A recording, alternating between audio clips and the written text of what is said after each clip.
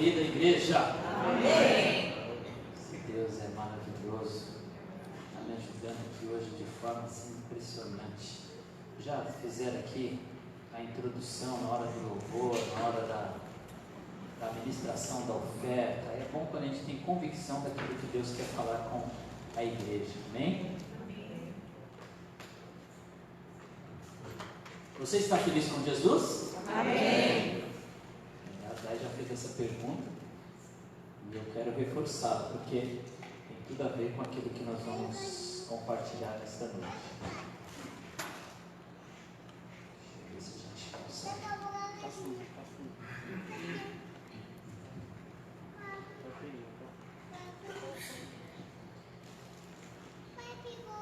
É muito bom sentir a presença do Senhor, não é bom? Não é bom sentir emoções? Afinal, Deus nos deu uma alma para sentirmos emoções, então é maravilhoso sentir emoções, não é? Às vezes nós vamos a uma reunião como essa, e onde a graça de Deus ela é derramada sobre nós, e nós sentimos a sua presença. E sentir a presença de Deus é algo maravilhoso. Só que nós precisamos também compreender a palavra do Senhor. E compreender a palavra do Senhor é mais importante do que sentir a presença do Senhor. Estar sensível e saber que Deus está aqui e você realmente senti-lo é maravilhoso. Mas a palavra diz que Ele está aqui, se você está sentindo ou não, Deus está presente. Porque a palavra nos dá convicções da presença de Deus, a sua presença manifesta. Deus está conosco o tempo inteiro através do seu Espírito que está atuando em nós, morando em nós, então Ele não se afasta de nós. E a palavra também diz que no momento como esse, que a igreja se reúne, e ela diz assim, onde se reunir 2 ou 3 em meu nome, aí eu estou. Então é um reforço que Deus se manifesta no meio do seu povo. Então é certeza que Deus está aqui presente agora com o seu Espírito atuante em nós. Então, além de sentir, nós precisamos compreender a palavra de Deus. Sabe por quê? Senão passa um tempo e alguém pergunta para você, como é que foi o culto na quarta-feira? Aí nós vamos dizer o quê? Foi uma bênção. Mas aí, o que pregou? O que falou? Ah, não sei, eu só sei que foi uma bênção. Por quê? Eu só senti a presença do Senhor, mas não absorvi o conhecimento do Senhor. E o conhecimento do Senhor, Ele nos liberta. A palavra diz que conhecereis a verdade nos libertará. A verdade, ela quebra grilhões, ela nos coloca em liberdade, ela nos faz realmente desfrutar do reino. Por isso eu quero convidá-lo agora a prestar bastante atenção, a domar aí o seu coração, as emoções, pedir graça a Deus e que Ele me dê graça também. Intercede pelo pregador, pelo pastor que está aqui e nós vamos juntos caminhar na palavra de Deus. Amém? Filipenses capítulo 4, verso 12. Está dando para enxergar aqui? Se for preciso, olha, abaixa um pouco, deixa a luz mais no meio aqui para não perder a filmagem, mas para a gente conseguir acompanhar bem legal aqui. Amém?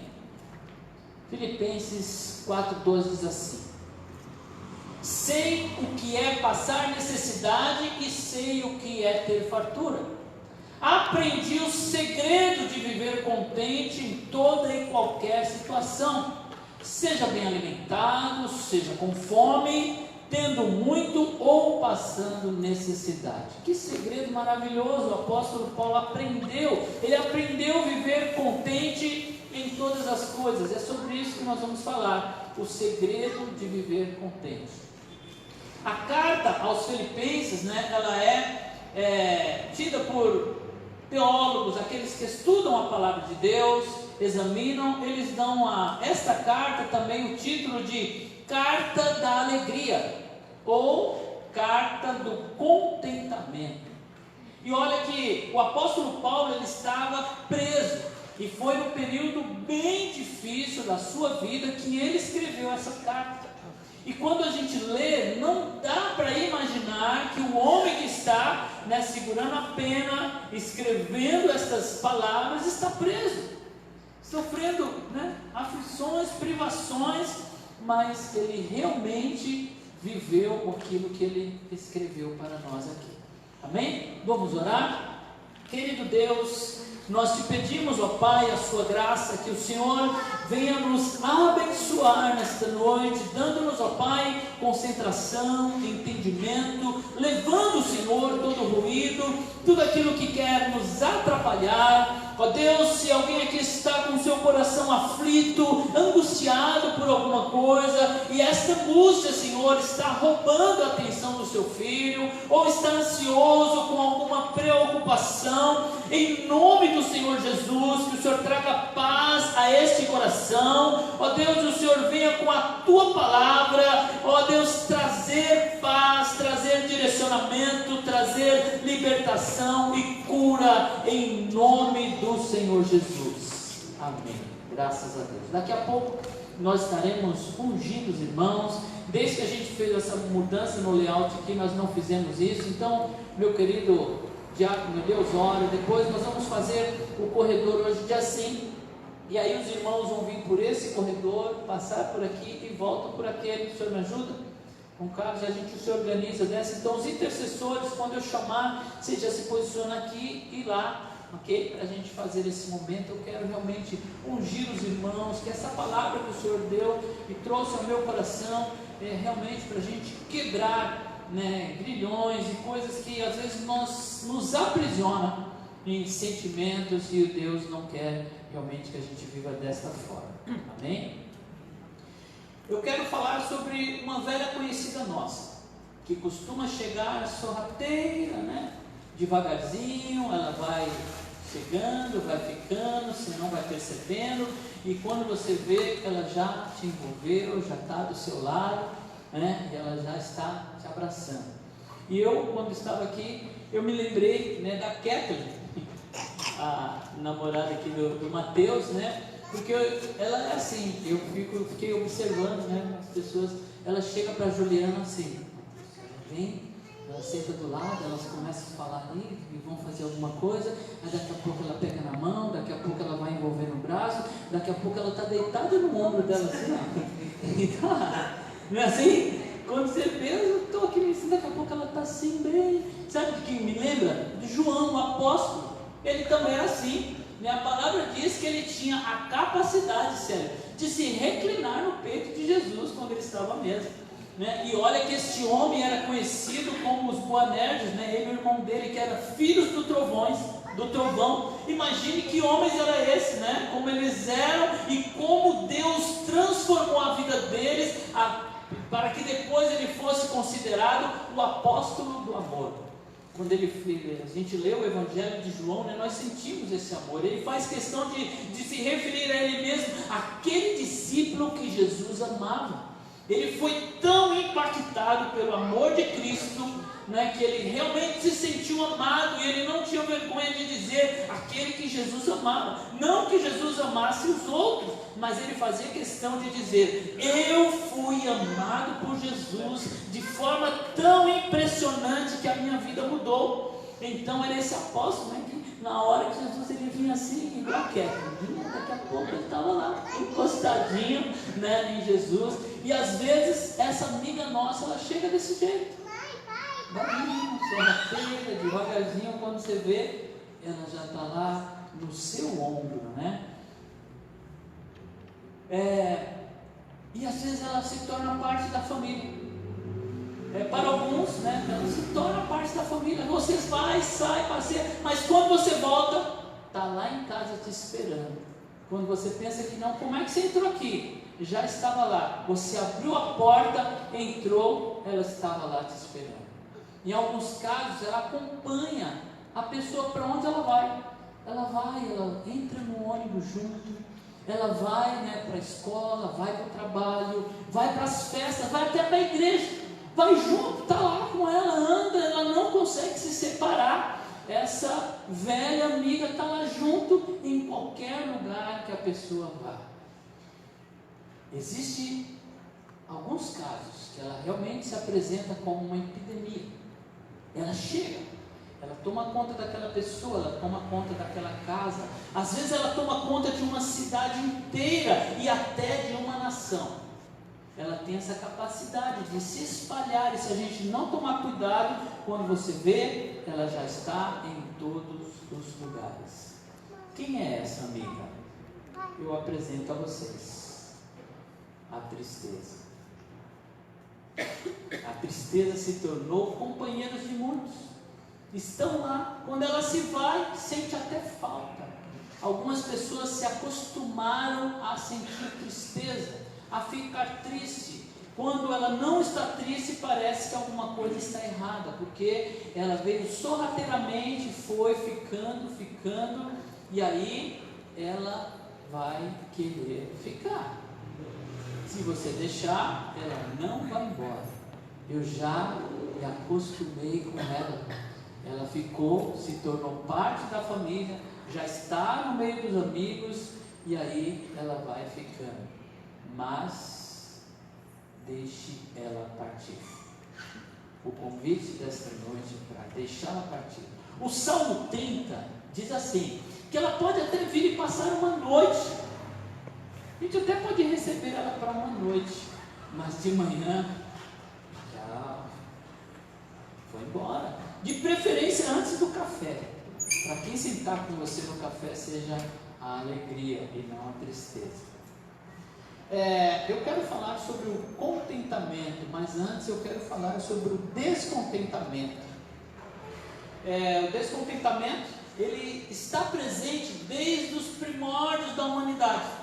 Lá da nossa mamãe Eva, o descontentamento já visitou. Olha, esse texto diz assim, no último capítulo da Epístola aos Hebreus, o autor faz uma significativa advertência aos leitores. Contentai-vos com as coisas que tendes. A inclinação humana para o descontentamento justifica o autor ter escrito isso. Há um inerente descontentamento no coração do homem. Nós estamos propícios a ficar descontente. O nosso coração fica dessa forma. A desobediência de Eva no jardim do Éden revelou que o seu coração desejou obter aquilo que não lhe foi oferecido. Foi oferecido sorrateiramente pelo nosso inimigo, por Satanás, afirmando que se ela provasse do fruto, ela se tornaria uma pessoa mais completa. Ela provou do fruto na expectativa de que obteria o que o ardiloso adversário lhe ofereceu, mas ele é conhecido como o enganador. Mas ele trabalhou trazendo descontentamento para ela, com tantas árvores no jardim. Eu desconfio que Eva não provou de todas, porque ela não provou da árvore da vida. Porque quando eles são colocados para fora, Deus diz assim, coloque um anjo aqui com uma espada, para que eles não voltem, não comam da árvore da vida e vivam para sempre.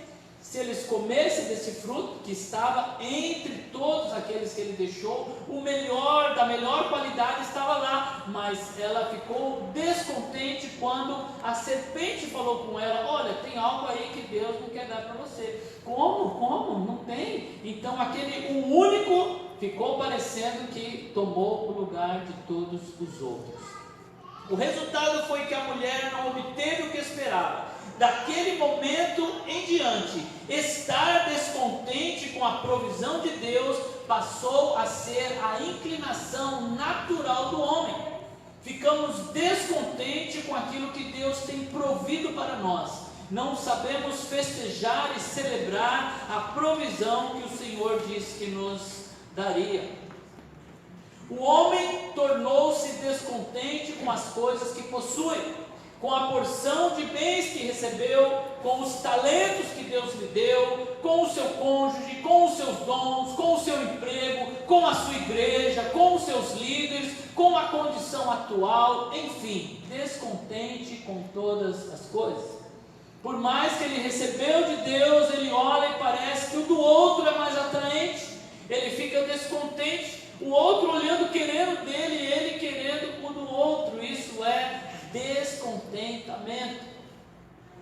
Porém, a palavra, ela nos desafia, né? Todo ser humano anseia por isso, por viver tranquilo e em paz.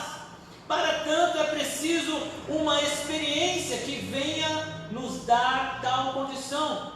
Foi esta a experiência que o apóstolo Paulo experimentou. Foi esse o segredo que ele aprendeu de Deus: saber viver contente em toda e qualquer situação. E ele não conseguiu isso do dia para a noite. Foi em sua caminhada com Cristo, em suas experiências com Deus, ele foi aprendendo a ter contentamento. Notamos ser comum as pessoas dependerem de coisas materiais para dizerem que possuem felicidade. Porque nós vemos muitas vezes a pessoa afirmar: se eu tiver um carro, aí eu serei feliz. Se eu tiver uma casa grande, eu serei feliz. Quando eu tiver a minha própria casa, ou quando eu me casar, ou quando acontecer alguma coisa, nós vamos relacionando, né, aquilo que é material à nossa felicidade. Foi perguntado, né, a um homem estudioso, né, que trabalhava com finanças, um homem de Deus, quanto de terra, né, é necessário para que um homem seja feliz? Ele respondeu: só um pouquinho a mais. E a gente pode aplicar essa verdade, né, em todas as coisas. Quanto de dinheiro alguém precisa para ser feliz? Só um pouquinho mais. Porque nunca vai estar bom. Só mais um pouquinho, só mais um pouquinho. A alegria do homem não deve estar condicionada ao que possui, pois é assim que a Escritura afirma, e é assim que Paulo vivia, pela palavra de Deus. E aí, nesse capítulo que nós lemos, né, o apóstolo Paulo vai fazer esta abordagem e vai trazer, né, que nós precisamos viver alegres, estar contentes. Não é assim que a palavra diz que a alegria do Senhor é a nossa força? É ela que deve ser a nossa companheira, ela deve estar presente em nossas vidas. O Salmo 4, verso 7 diz assim: enchestes o meu coração de alegria, alegria maior do que daqueles que têm fartura de trigo e de vinho. O salmista está dizendo: olha, a alegria que eu experimentei com o Senhor, ela é maior do que ter a mesa repleta de alimentos, de fartura, ou mesmo do que estar embriagado, ou do que as drogas, né, podem proporcionar ao ser humano. No Salmo 5, verso 11, ele diz assim: alegrem-se, porém, todos os que refugiam em ti, cantem sempre de alegria, estende sobre eles a tua proteção, em ti exultem os que amam o teu nome. Então há uma alegria que enche o coração daqueles que colocam no Senhor a sua esperança. O cristão de verdade deve procurar motivos para se alegrar em todo o tempo, pois a alegria é fruto do Espírito Santo, é um dos frutos do Espírito Santo, né? Deve ser parte integrante da vida e estimulá-lo a prosseguir, mesmo quando tudo parece contrário. Quando estiver só, a alegria proverá forças para avançar e prosseguir. E buscar alegria, né? Alguns olham para o passado para ter essa alegria nos momentos difíceis. Puxa, eu estou passando uma dificuldade, o momento que eu estou passando é de tristeza, e aonde eu vou buscar alegria? Em um outro momento. E aí às vezes nós temos que olhar para trás para encontrar esse momento.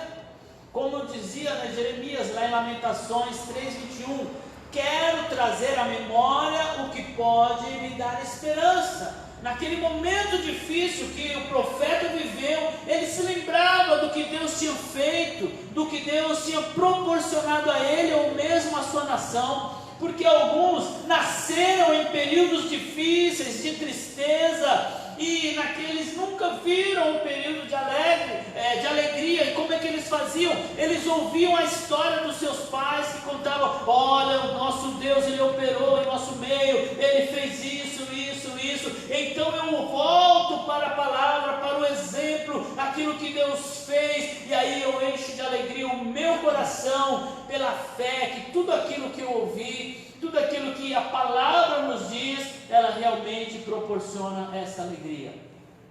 E outros precisam olhar para o futuro, olhar para frente. É assim que Paulo fazia.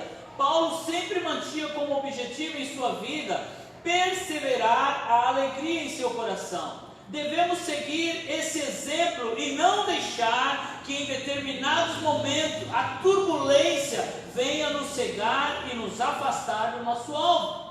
A alegria fará com que afirmemos como está escrito: prossigo para o alvo. Paulo dizia, ficou para trás, eu olho para frente, eu estou indo para Cristo. Ele olhava para a eternidade, para o encontro que ele teria com o Senhor. A alegria fará com que afirmemos, como o apóstolo Paulo disse, prossigo para o alvo. O apóstolo sofreu mais perseguição do que qualquer outro em seu tempo, mas nada do que daquilo que ele viveu tirou o seu objetivo. No entanto, ele afirmava: levo no meu corpo as marcas do Senhor Jesus. Um homem que sofreu açoites, naufrágio, perseguição, foi apedrejado, dado como morto, está preso agora, escrevendo e dizendo: alegre-se no Senhor, se regozijem nele. O que eu faço? Eu também tenho as minhas estratégias em momentos difíceis. Eu faço as duas coisas. Eu olho para trás, eu lembro do meu chamado, do que Deus já fez na minha vida. Eu lembro de quando Deus me separou para o ministério, de quando Deus me enviou, os momentos que eu tive com Deus. Eu me lembro dos homens da Bíblia, eu me lembro de Jó, eu olho para trás, e com isso eu vou buscando esperança para atravessar os momentos difíceis. E eu também olho para o futuro.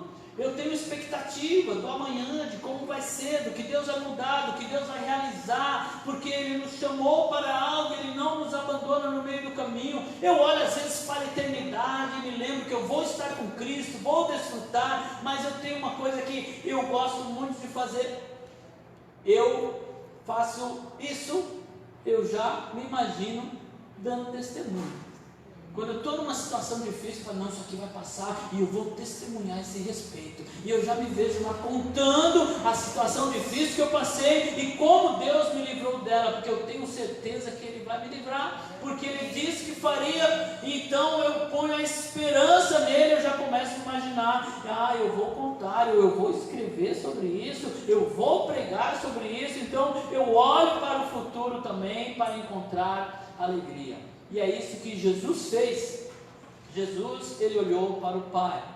Na carta aos Hebreus, capítulo 12, versículo 2, o autor descreve acerca de Cristo, que em meio a tanto sofrimento, em relação ao seu martírio na cruz, ele não hesitou, porém, devido à alegria que lhe estava proposta, ele executou sua tarefa e conquistou o direito de sentar-se à direita do Pai.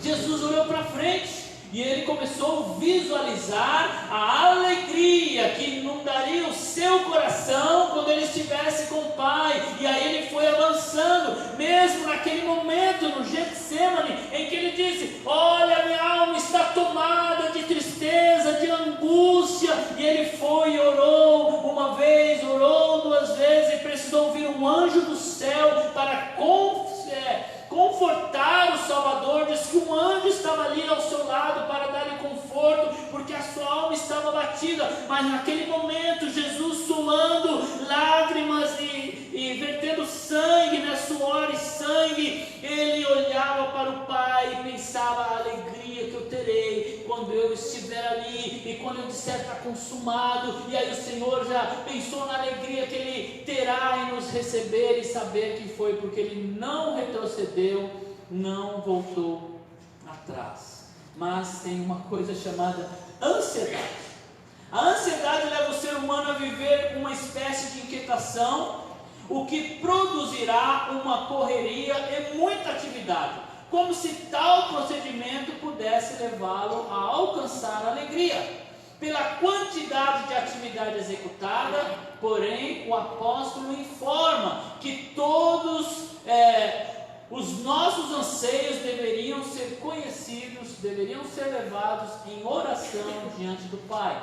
É o que diz em Filipenses 4, verso 4, que diz assim: alegrem-se sempre no Senhor. Novamente direi, alegrem-se. Seja a amabilidade de vocês conhecida por todos. Perto está o Senhor. Não andem ansiosos por coisa alguma, mas em tudo, pela oração e súplica e com ações de graças, apresente seus pedidos a Deus. E aí ele diz: e a paz de Deus, que excede todo entendimento, guardará os seus corações e suas mentes em Cristo Jesus. Você pode aplaudir ao Senhor? Promessa de Deus, que se em vez de ficarmos murmurando, reclamando, chateado com a vida, ansioso, perdendo sono, se nós formos a Deus em oração e clamarmos a Ele e colocarmos tudo aquilo que aflige o nosso coração diante dEle, há uma promessa que dos céus virá paz, uma paz que excede o entendimento. Por quê? Porque essa paz virá no momento que não é comum ter paz, no momento que muitos estão arrancando os cabelos, e aí você vai estar desfrutando de paz, e as pessoas vão olhar para vocês e vão dizer assim: eu não entendo que paz é essa que ele tem, nessa situação que está, atravessando o que está, mas aí é porque nós fomos a Deus e diante dele colocamos, conversamos com ele, entramos lá e deixamos tudo no altar, e essa paz, ela realmente enche o nosso coração. A oração é um dos segredos do contentamento. Falar com Deus, realmente abrir o coração para Ele, e diante dele falar: oh Deus, isso dá assim, isso chateia. Não essa oração religiosa, não é aquela oração que nós fazemos no púlpito, que nós oramos: ó soberano, eterno Deus. É aquela oração do quarto, que está você sozinho lá, que ninguém vê, e você diz: Senhor, tem misericórdia de mim, Senhor, olha, o peso está grande, Senhor, a aflição veio, eu estou sendo perseguido, Deus está acabando, não tenho mais. Olha, Deus, é esta oração diante de Deus que precede a paz que virá do céu. A vida de oração levará o homem a depositar com fé nas mãos do Senhor toda a sua vida. Nós não precisamos de situações favoráveis para termos contentamento.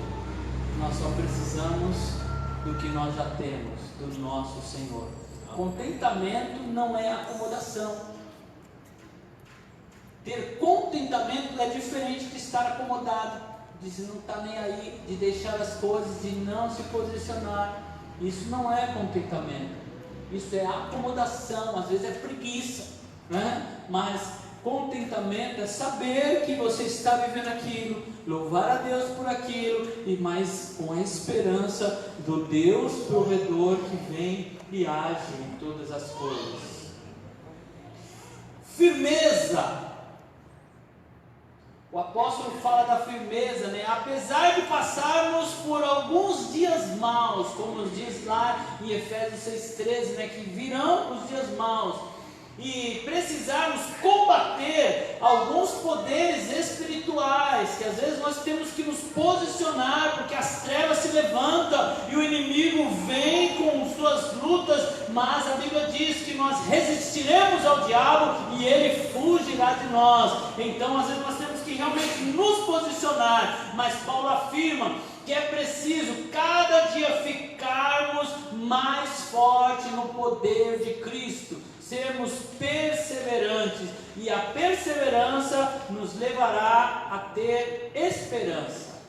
Eu gosto de ver a esperança como um brotinho, porque é um brotinho que nasce Você ainda não viu o fruto, mas quando sai o brotinho você já sabe, não, aqui vai, né, produzir algo, já deu as caras. É como aquela pomba, né, que veio trazendo lá o raminho de oliveira.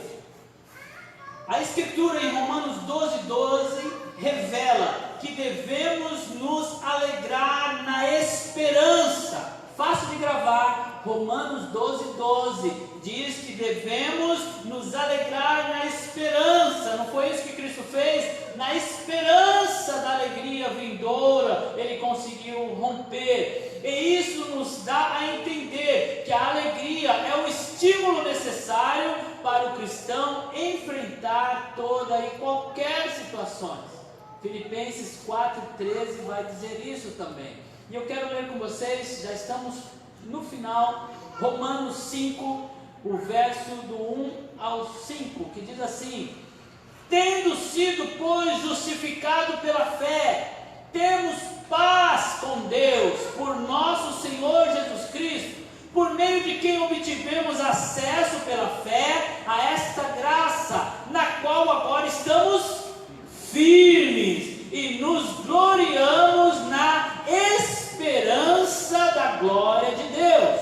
Então a esperança nos leva a gloriar.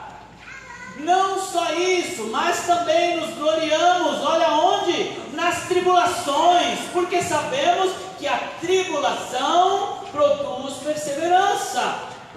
Tribulação, se você está passando por ela, ela está produzindo em você a perseverança. Às vezes nós não queremos que nossos filhos sofram, e a gente olha e fala assim: puxa, meu filho não vai passar por isso. E às vezes nós vamos lá e queremos ajudá-lo de passar, mas aí sabe o que acontece? Nossos filhos não têm perseverança, porque é a tribulação na vida deles que vai gerar essa perseverança, como diz a palavra. E a perseverança vai gerar um caráter aprovado. Eu preciso passar por isso para que o meu caráter seja fortalecido em Deus e eu possa ficar firme diante dele. E o caráter aprovado, aí eu terei esperança. E o que a esperança faz? A esperança não decepciona, porque Deus derramou o seu amor em nossos corações por meio do Espírito Santo que Ele nos concedeu. Glória a Deus. Aleluia. Se coloque de pé. Propositadamente eu não li o verso 13 no início, eu li Filipenses 4:12, porque o verso 13 ele é muito conhecido e às vezes nós citamos ele sem saber o seu profundo significado. O que diz lá em Filipenses 4:13?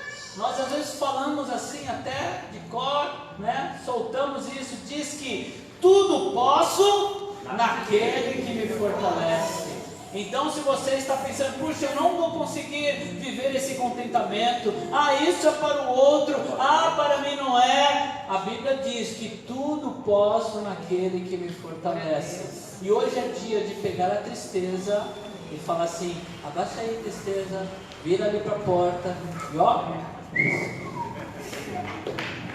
mandar ela embora. Chega, muito tempo. Nós vamos nos acostumando, mas a palavra nos desafia a nos tornarmos alegres.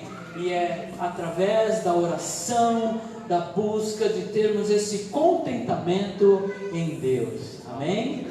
Graças a Deus.